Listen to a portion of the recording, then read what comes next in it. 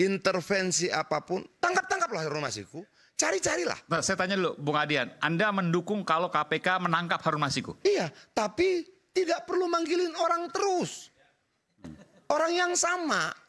Bulan Januari dia, Februari dia, Maret dia. Ini teror atau yang cari tahu gitu loh. Tadi saya melihat gelagat bahwa Bung Refli ingin menyampaikan sesuatu. Silakan Bung Refli. Silakan. Oh enggak. Ya, karena dia berlandaskan pada sederhana kok saya sampaikan. Kalau definisi Bank Dunia ya. Jadi using public authority for private interest. Begitu definisi korupsi yang umum ya diterima. Cuma memang persoalannya ketika kita menerjemahkan yang umum itu ke dalam yang lebih spesifik di dalam undang-undang tindak pidana korupsi itu, maka kita menemukan berbagai definisi. Definisi pertama adalah definisi yang terkait menyalahgunakan kewenangan. Satu unsurnya korupsi itu. Kemudian memperkaya diri sendiri, memperkaya orang lain. Ya, unsur kedua. Unsur ketiga merugikan keuangan negara. Tetapi tidak berhenti di situ, itu definisi satu. Definisi berikutnya adalah tidak bicara mengenai penyalahgunaan kewenangan, tapi melakukan perbuatan melawan hukum. Jadi tidak lagi menyangkut kekuasaan, kemudian menguntungkan diri sendiri atau menguntungkan orang lain, merugikan keuangan negara. Nah misalnya saya kaitkan dalam kasus Tom Lembong kan. Dalam kasus Tom Lembong itu, unsur yang tidak pernah terjawab itu adalah merugikan keuangan negaranya. Iya. Jadi otoritas dia ada, Menteri Perdagangan. Kalau dia membuat keputusan pasti menguntungkan orang lain, paling tidak. Karena kalau misalnya tender dan lain sebagainya, impor dan lain sebagainya, pasti ada yang untung, nggak mungkin dong rugi. Tapi merugikan keuangan negaranya. Jadi sebenarnya teknikalnya itu yang di lapangan yang saya kira jadi agak rumit. Lalu itu kalau kita baru bicara pasal 2 dan 3. Nah pasal 5 dan 6 masuk lagi suap menyuap. Orang mengatakan korupsi, padahal itu suap menyuap. Nah kalau kita bicara suap menyuap, biasanya ada dua pihak. Ada yang memegang otoritas, ada orang yang berusaha agar otoritas itu digunakan agar menyimpang, kan begitu. Konteksnya adalah siapa yang inisiatif. Kalau yang berinisiatif itu orang yang tidak memiliki kekuasaan, dianggap suap.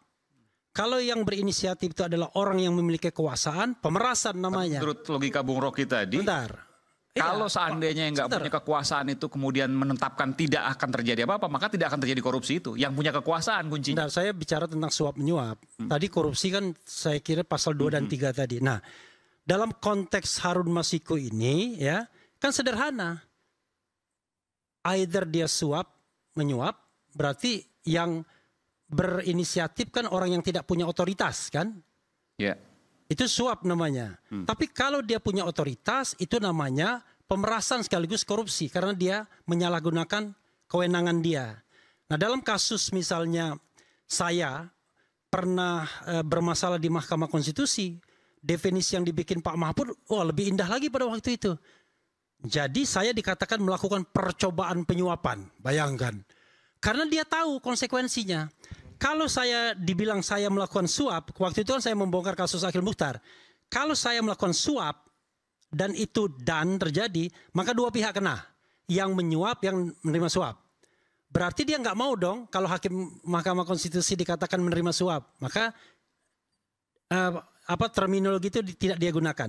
Kalau dia menggunakan pemerasan, lebih gawat lagi. Ya kan? Maka dia gunakan percobaan penyuapan. Maka dia inginkan bahwa yang terkena itu adalah orang yang tidak memiliki otoritas saja. Gitu. Jadi sekali lagi tidak salah yang dikatakan Bang Rocky, tapi masalahnya adalah kita sudah biasa menggunakan definisi korupsi itu untuk banyak hal. Bahkan di undang-undang korupsi itu semuanya dibilang korupsi dan lain sebagainya. Ada 30 jenis, Pak. Ya, bahkan yang tidak terkait dengan otoritas dan keuangan negara pun disebut korupsi juga. Jadi sekali lagi kemudian orang bicara tentang memang bagaimana ruang lingkup KPK. Nah ruang lingkup KPK itu kan seharusnya yang dikejar oleh KPK itu adalah dua saja. Pemegang otoritas keuangan negara, pemegang otoritas publik tidak hanya keuangan negara, dan kemudian penegak hukum. Kan begitu, penegak hukum pemegang otoritas juga.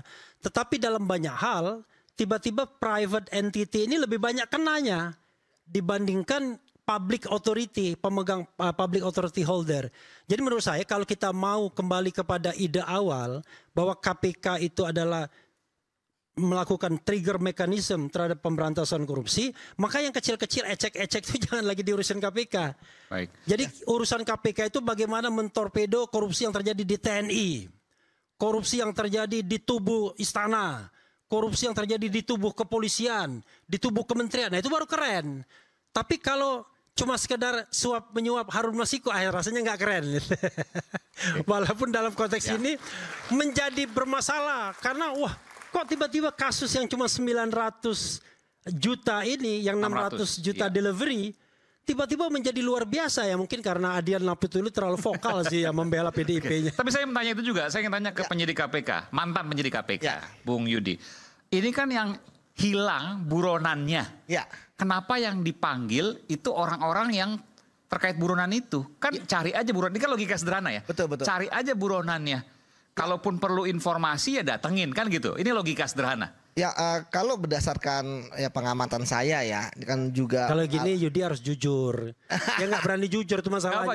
Jujur dong. Enggak, ini logika sederhana saya loh nih. Ya kalau di pengalaman saya kan ketika orang dipanggil sebagai saksi. Ya, ada satu sosok hilang, buron. Ya dicari. Kalaupun perlu informasi tambahan ya kasakusuk kanan kiri. Kan wartawan juga begitu kan.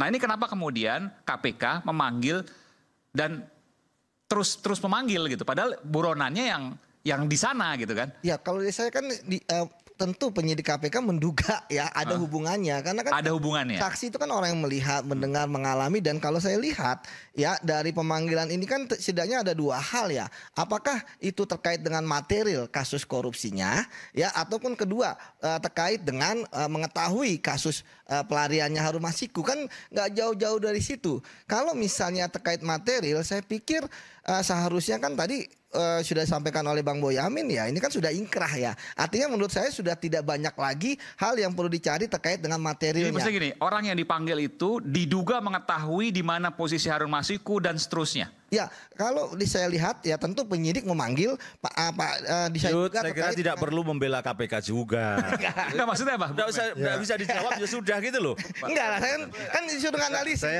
Saya duga pasti ada kaitannya. Pak Ugro, kita dengar Pak Ugro dong. Penyidik utama nih. Mas Yudi gini, kalau Harun Masiku ketangkap, kemudian ada pada saat diperiksa, saya sempat sembunyi di sini, saya sependapat itu pejabat itu diperiksa. Tapi ini Harun Masiku masih dicari, yang dipanggil, diundang, klarifikasi adalah orang-orang tadi, si A, si B, si C.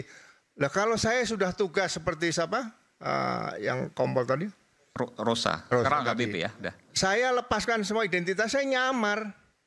Saya nggak perlu manggil-manggil lagi. Saya lagi tugas nyamar, manggil-manggil kan itu yang kadang-kadang menurut penyidik, ilmu penyidikan itu nggak pas di situ. Betul Pak, makanya tadi kan saya sampaikan kok ditemukan mobil disampaikan ke publik, ada foto terbaru dirilis, ya kan itu kita juga harus mengkritik gitu kan terhadap apa yang dilakukan oleh KPK seperti itu. Jadi saya yakin bahwa mereka pun juga sudah menurunkan tim surveillance dan lain sebagainya. Dan saya pikir sekarang kalaupun misalnya KPK panggil ya tentu kan nanti mereka kan yang dipanggil-panggil kan bisa menyampaikan kepada publik. Nah, ini jangan sampai, ini penting. Kenapa kemudian? Jangan sampai kemudian ada persepsi bahwa ini sengaja untuk kemudian mengulur-ngulur, kemudian untuk membusukkan PDIP misalnya, ini kan yang dirasakan oleh PDIP.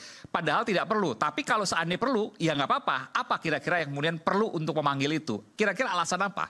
Ya saya pikir alasannya itu berusaha untuk menemukan Harun Masiku. Nah sekarang lewat Yasona Lauli, lewat Hasto Kristianto misalnya. Nah apakah Bung Aiman ini Yudi ini juga tidak bisa mewakili KPK juga, jangan dikejar. Dan boleh saya tambahkan. Kan tidak usah membela KPK juga gitu loh. Mereka nggak mau hadir kok. Kita nggak membela KPK, kalau KPK aja nyingkirin saya gitu kan. Kan orang-orang yang gitu kan secara yang benar kan gitu Bang.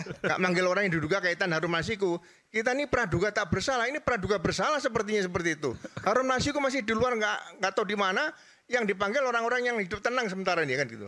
Nah itu menurut saya. Jadi praduga tak bersalah pun harus diterapkan pada orang-orang yang dipanggil KPK. Setuju Pak. Ya, misalnya begini, yang buronan itu Rocky Gerung. Oke. Lalu untuk mengetahui Rocky Gerung, kita panggil Bang Refli Harun bulan Januari. Jawaban Bang Refli Harun, saya tidak tahu. Lalu bulan Februari untuk mengetahui posisi Rocky Gerung, saya panggil lagi Refli Harun. Jawaban Refli Harun, saya tidak tahu. Lalu bulan Juli panggil lagi Refli Harun. Jawabannya sama, yang dipanggil sama untuk mengejar orang yang sama. Ada apa sih? Itu yang ngejar itu namanya praduga tak berotak. Ada apa gitu loh. Oke, besok dipanggil lagi Bang Yasona Lawli. Kenapa dipanggil? Karena dia bilang tidak tahu Harun Masiku, dirjennya tahu. Waktu masuk ke Indonesia saat itu, apa hubungannya? Lalu sebagai menteri dia harus tahu gitu semua orang yang keluar masuk ke Republik ini. Dan itu dipanggil lagi. Dipanggil lagi. Dan yang menjadi menarik, kenapa pemanggilannya selalu menjelang pemilu? Kenapa pemanggilannya selalu mendekati momentum politik? Oke, kalau pemanggilannya mendekati pemilu, mendekati momentum politik, boleh nggak kita berpikir secara politis? Boleh dong. Siapa yang salah? Momentum-momentum itu yang salah. Kenapa? Kenapa yang lain tidak? Kenapa yang ini lagi? Kenapa yang ini lagi? Itu loh. Nah yang ini sudahlah. Oke, sekarang kita pengen berharap intervensi apapun, tangkap-tangkaplah Harun Masiku.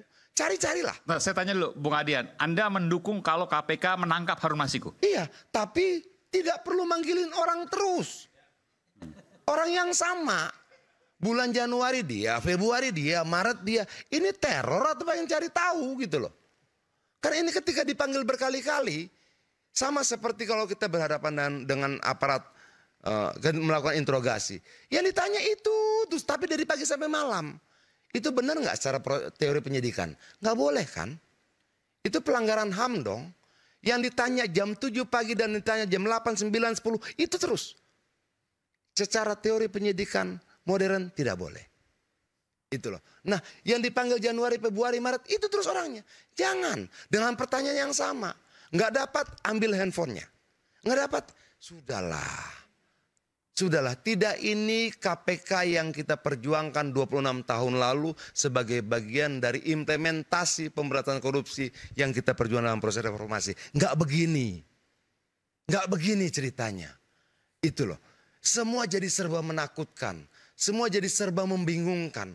Definisi korupsi, memperkaya diri sendiri atau orang lain. Boleh nggak kemudian sebagai seorang pejabat publik kita nolong orang untuk menyelesaikan persoalannya, kita nggak dapat apa-apa, dia dapat. Lalu saya jadi bersalah. Salah. Definisinya terpenuhi. Terpenuhi. Contoh cerita. Ada orang tua sudah cuci darah. Dia punya uang di sebuah perusahaan yang tidak dibayarkan selama 5 tahun. Lalu dia bilang, kalau tidak dibayar uang itu, suami saya meninggal. Datang misalnya ke bapak yang punya kewenangan. Kalian bantu nggak? Begitu kalian bantu, salah. Inilah membingungkannya Republik kita. Berbuat baik pun kita harus bersiasat. Berbuat menolong orang pun kita harus mengatur taktik. Di Republik macam apa berbuat baik harus bersiasat? Di Republik seperti apa? Saya mau nolong orang. Saya harus bersiasat agar saya tidak ditangkap. Saya mau menyelamatkan nyawanya. Saya harus bersiasat agar saya tidak ditangkap. Republik apa? Baik. Itu terima kasih. Oke, baik. Kita kembali saat lagi, tetaplah bersama kami di Rakyat Bersuara untuk sesi terakhir.